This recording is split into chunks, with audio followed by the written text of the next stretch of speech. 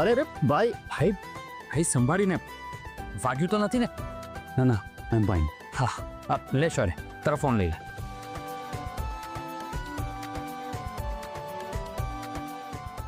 હા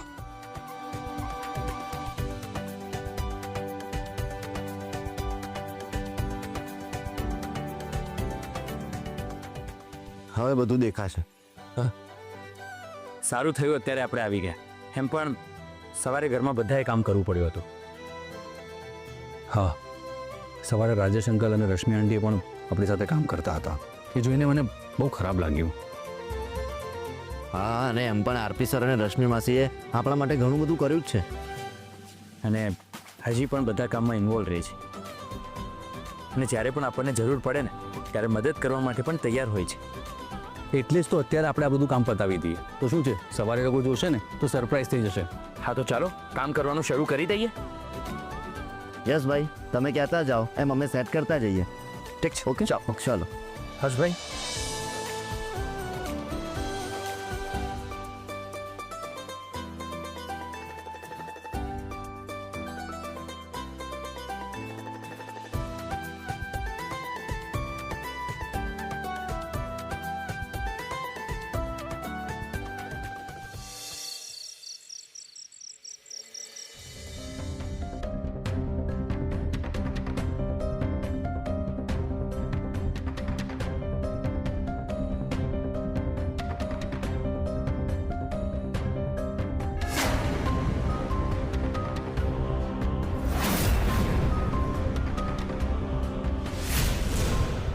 આવ વર્ષા રાણી આવ, તારી જ રાહ જોતો હતો. તમે અહીંયા મારા રૂમમાં શું કરો છો? એટલે કહ્યું તો ખરું, તારી જ રાહ જોતો હતો. તમે અહીંયાથી જતા રહો. નીકળી જાઓ. એટલે હજી તો હું આવ્યો છું, હજી તો આખી રાત બાકી છે.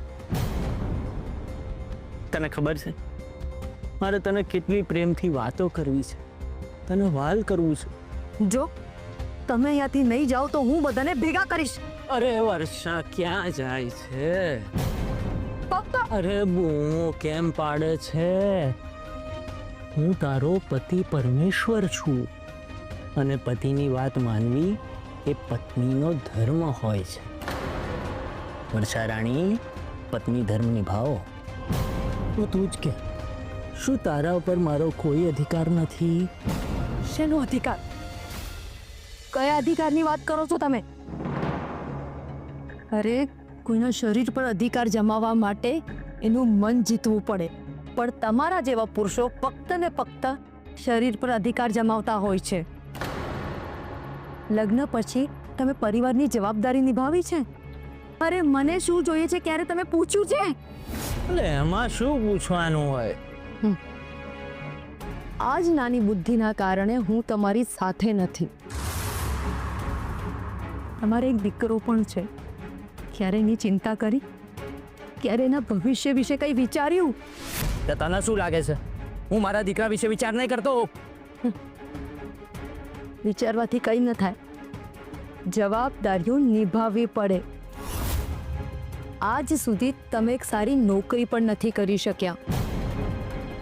આદિત્યના થયા પછી પણ તમને તમારી જવાબદારીઓનું કોઈ જ ભાન નથી. તારું મોડું અંકાર, અહીંયા આ બધું સાંભળવા નથી આવ્યો.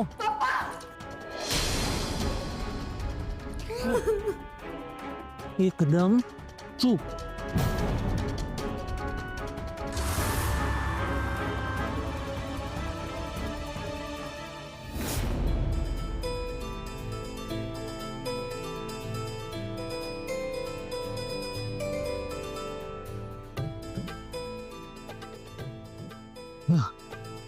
હાશ, બધું સરસ ગોઠવાઈ ગયું. હા ભાઈ, પણ બહુ થાકી ગયા હો. હા એ તો છે.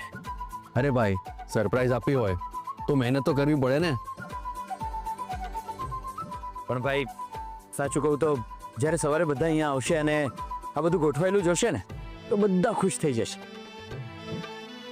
અરે સવારે ઉઠીને બધાને એવું લાગશે કે હજી તો બહુ બધું કામ કરવાનું બાકી છે. હે પણ ભાઈઓ થેન્ક યુ સો મચ. અરે આમાં થેન્ક યુ શું કહેવાનું? આપણે સાથે મળીને બિઝનેસ કરીએ છીએ તો કામ પણ બધા સાથે મળીને જ કરવાના હોય ને. હા ભાઈ, તમારી વાત સાચી. તો પણ થેન્ક યુ કે તમે બંને મારી સાથે અહીંયા આવ્યા. અરે ભાઈ, એટલા માટે છે ને મમ્મી હંમેશા એવું કહેતા હોય કે દિવસ અને રાત એ બિઝનેસમાં જોવાના જ ના હોય.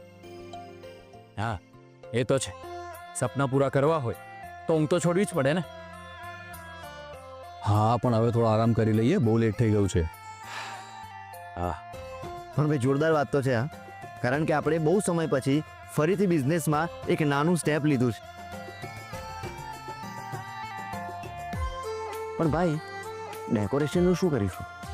હા તો એ પણ અત્યારે જ કરી નાખીએ. ના ના, એ સવારે ફ્રેશ થઈને કરશું. હા હા. સારું.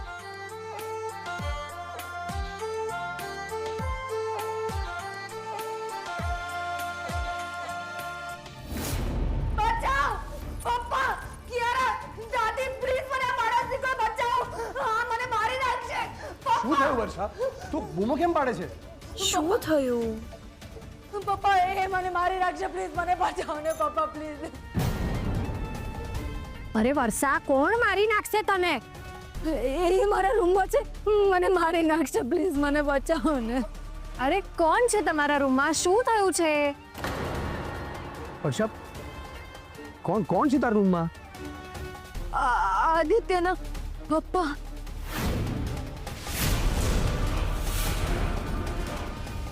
એ શું કરવા આવે અરે રે આના મગજમાં ફરી પાછી પેલી તકલીફ શરૂ થઈ ગઈ લાગે છે હા, તમે શું બોલો છો?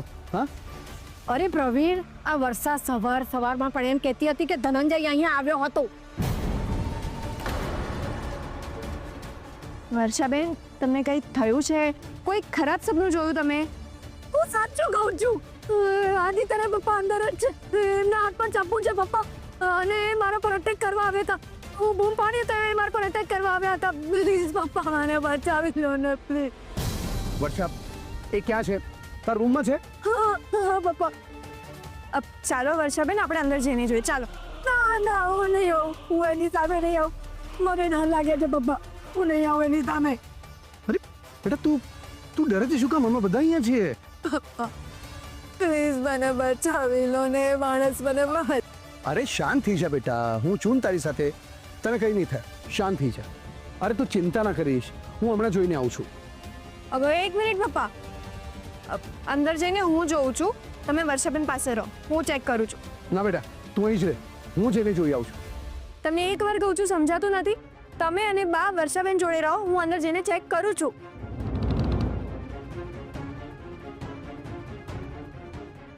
સાચવીને. અરે ધ્યાનથી જજે હા બેટા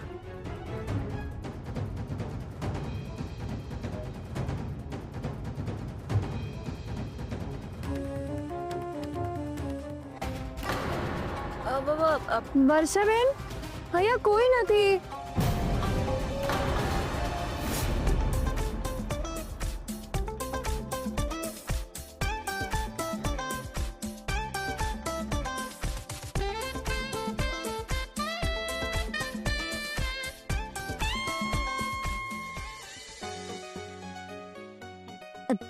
તું અત્યારે ક્યાં ગયો હતો?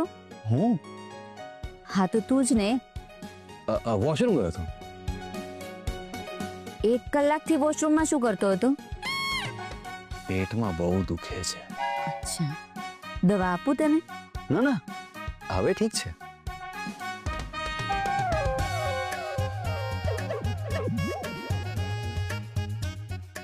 તું વોશરૂમમાં ગયો હતો તો બહારથી કેમ આવ્યો? હું પાણી પીવા ગયો હતો, ડિહાઇડ્રેશન ના થઈ જાય ને એટલે. પાણી તો અહીંયા રાખેલું છે.